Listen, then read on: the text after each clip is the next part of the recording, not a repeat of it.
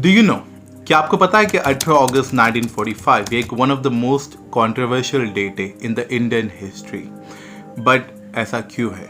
क्योंकि ऐसा कहा जाता है कि 18 अगस्त 1945 को नेताजी सुभाष चंद्र बोस की प्लेन क्रैश में डेथ हो गई थी इन ताइवान। बट काफ़ी सारे लोग इस घटना को नहीं मानते। उनके हिसाब से ये एक नेताजी का एस्केप प्लान था, because during world war II उन्होंने जर्मनी एंड जापानीज आर्मी का साथ दिया था जो वर्ल्ड वॉर II में हार चुकी थी। एंड इसके वजह से US एंड UK की जो सीक्रेट इंटेलिजेंस सर्विस है वो उनके पीछे लग चुकी थी, वो उन्हें कैप्चर करना चाहती थी। एंड इस एस्केप प्लान के जरिए नेताजी अंडरग्राउंड होना चाहते थे, जो काफ़ी लॉजिकल है।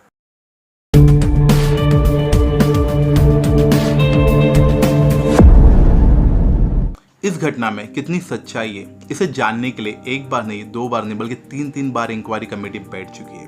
पहली 2 बार जब इंक्वायरी कमेटी बैठी थी तभी कांग्रेस पार्टी पावर में थी। ड्यूरिंग 1950 जब जवाहरलाल नेहरू प्राइम मिनिस्टर थे एंड ड्यूरिंग 1970 जब इंदिरा गांधी प्राइम मिनिस्टर थी। इन दोनों कमेटी ने साफ साफ कह दिया था कि उनके हिसाब से नेताजी की डेथ हुई थी in Taiwan during plane crash. उनके इंक्वायरी के हिसाब से ये फाइनल रिपोर्ट था। कहानी में असली ट्विस्ट, असली मजा तो अब आएगा जब तीसरी बार इंक्वायरी कमेटी बनती है under BJP government in the year 1999। 1999 में जब बीजेपी पावर में थी, जब अटल बिहारी वाजपेयी हमारे प्राइम मिनिस्टर थे, तो तीसरी बार प्लेन क्रैश की इस थियरी को इंक्वायरी करने के लिए कमेटी बनाई गई। एंड इस दौरान एक फॉर्मर सुप्रीम कोर्ट के जज मनोज मुखर्जी इस कमेटी के चेयरमैन थे। एंड उन्हें इस थियरी पे पहले से ही इतना ज़्यादा कुछ भरोसा नहीं था, बिकॉज उनके हिसाब से इस प्लेन क्रैश की जो घटना है, इस थियरी में काफ़ी सारे लूप होल्स थे एंड काफ़ी सारी ऐसी चीज़ें थी जो इस थियरी को सपोर्ट नहीं करती थी। एंड आगे जाके इंक्वायरी में भी कुछ ऐसा ही हुआ, बिकॉज उनके इंक्वायरी में ऐसी 3 चीज़ मिली जो इस थियरी को डिसअप्रूव करती है।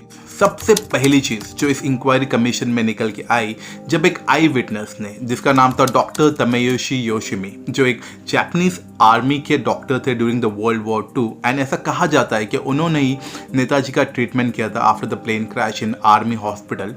उसने ये बात कबूल की कि ड्यूरिंग द ईयर 1988 उसने नेताजी के नाम पे एक डुप्लीकेट डेथ सर्टिफिकेट इशू किया था एक जापानीज ऑफिशियल के कहने पे, ताकि इंडियन गवर्नमेंट के इस थियरी को एक सपोर्ट मिल सके।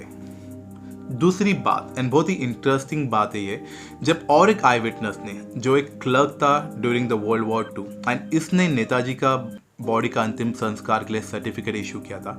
इसने कहा कि जब इसने बॉडी देखी तो पूरी तरीके से एक वाइट कपड़े में लिपटी हुई थी, सिर्फ आँख, नाक और होठ दिखाई दे रहे थे। एंड उसे बताया गया कि ये नेताजी सुभाष चंद्र बोस की बॉडी है। उसने आज से पहले ना ही नेताजी से कभी वो मिला था, ना ही कभी उससे मुलाकात हुई थी। मतलब नेताजी कौन है, वो कैसा दिखते हैं, उस बंदे को पता नहीं था। उसे ये बताया गया कि ये नेताजी की बॉडी थी एंड उसने उस नाम से फिर सर्टिफिकेट इशू किया। एंड अगर अभी मैं आपको तीसरा पॉइंट बताऊंगा तो आप सच में हंसोगे, बिकॉज ये जो तीसरा पॉइंट है, इसके हिसाब से ऐसा कोई प्लेन क्रैश हुआ ही नहीं था।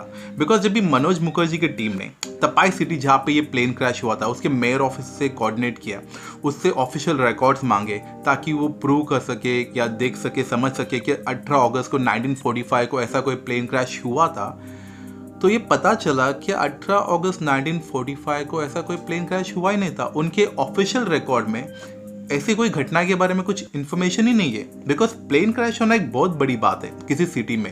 एंड उनके रिकॉर्ड में इस बारे में कुछ चीज़ अपडेटेड ही नहीं है, कुछ दर्ज ही नहीं है।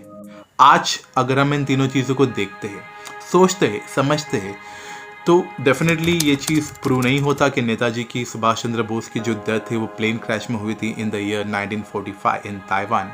एंड बचपन से हमें जो पढ़ाया जा रहा है वो शायद ये चीज़ गलत है।